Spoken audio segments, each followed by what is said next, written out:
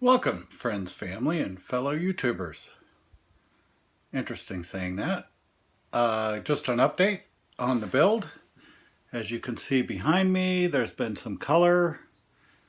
That's just really a simple patio deck paint, indoor, outdoor, so it's safe and it's helped to seal the plywood. Here, I'll give you a quick look. Got it on the floor.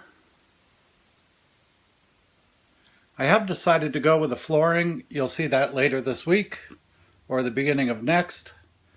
It's a PVC flooring for a garage and shouldn't add more than 45 pounds. That's the hope. Anyway, let me give you a look at what we got. Back doors are shellacked. If you look over here, you're going to see a countertop by a window. Let me get up and give you a view. And you got to look at the cabinets I'm using. I'm going to put this out in front of me so you can see. Countertop. Just cheap lumber from a local hardware store. Big box. This is going to be my wet cabinet where my water tanks will go. And right up top here is where the sink and the faucet are going to go. Now the reason I like these cabinets, one is they're light, and two, they lock. When I travel, I just push that down, locks everything in place. I know they look kind of industrial, but the reality is industrial works for me. So this is a better look at the inside. You can see the vent where the air conditioner was framed in, which I didn't expect. It's changed the layout I have for my solar.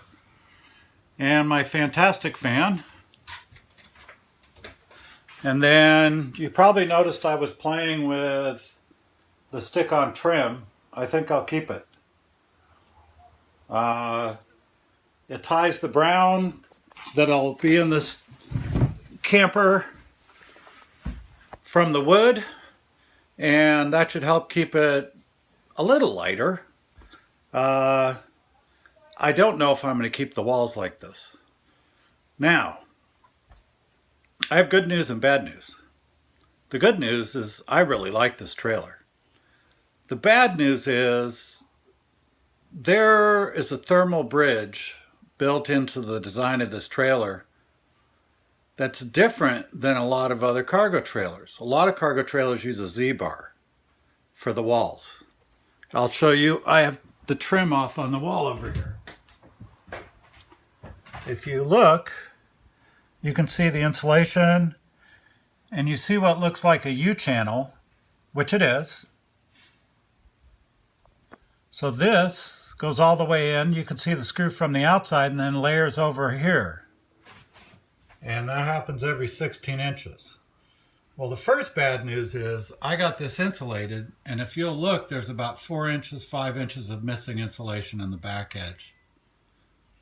So they had the insulation pre-cut, and despite the fact that I paid to have this whole thing insulated, I'm finding that all too much of this was just a quick assembly job. So I'm a little disappointed.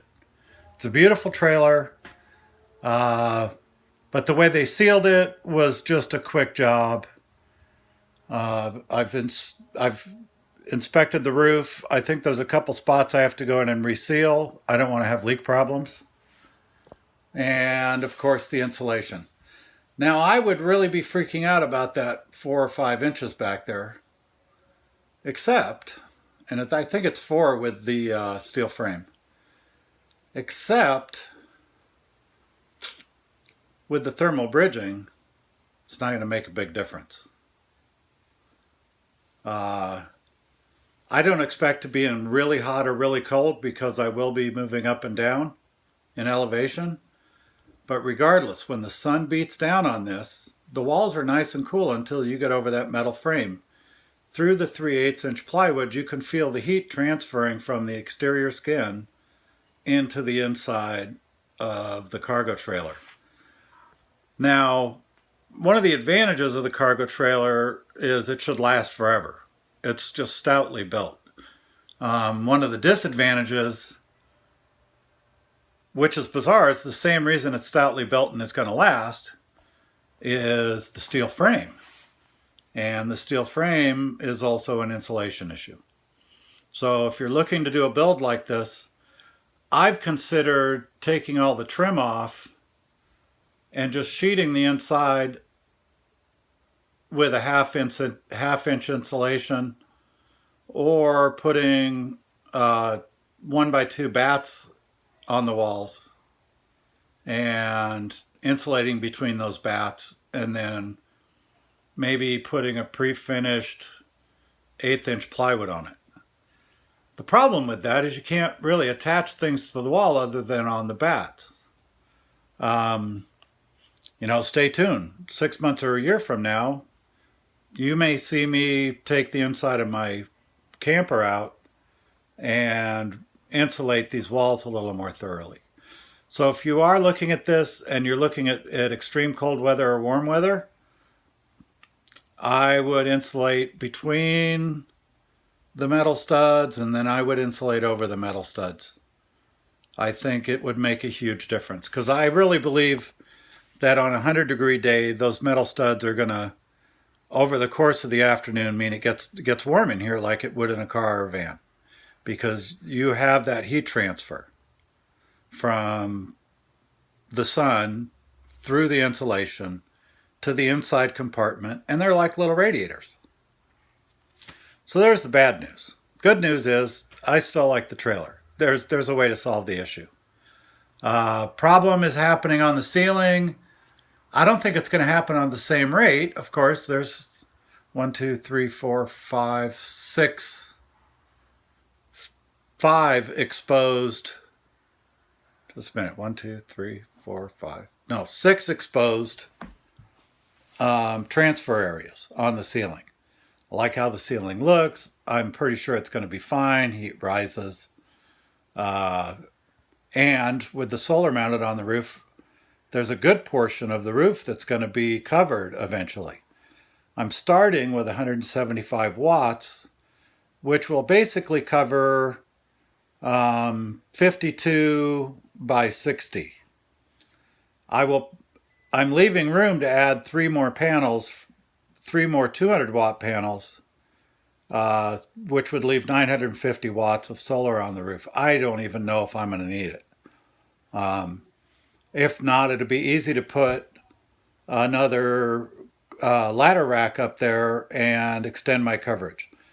And the way it's going to be designed, at least 10 feet of the 14 feet of the roof line will be mostly covered. Obviously, with the 2 vents, I would have to leave about a 16 to 18 inch opening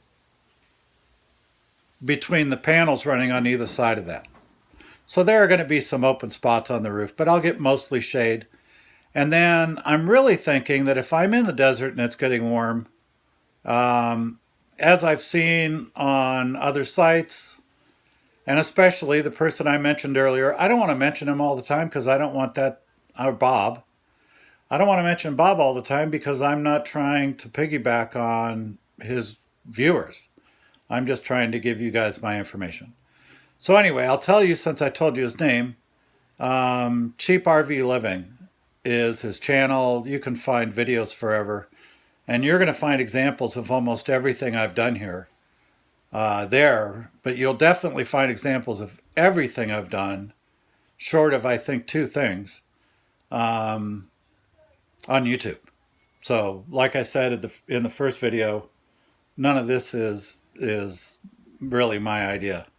This is just my version of putting together other people's ideas, and I'm really grateful that so many people have put their experience, their ideas, and their builds online. It's really been helpful.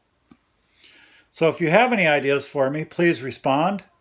If you know me, which most of you do, just subscribe to Tall Living Small on YouTube, and you can follow my adventures. And if you don't want to follow, don't watch. If you like the video, then like it, and I would appreciate that.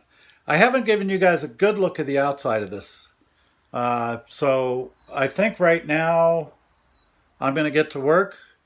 But in the next week or so, when I go to put the solar, the ladder racks and the solar up, I will give you a much more in-depth look at the outside of this unit. Uh, Thanks for following me. Most of you I love. The other ones, you know, I got a lot of friends. You can never have enough. So if you're visiting from YouTube, welcome to my channel.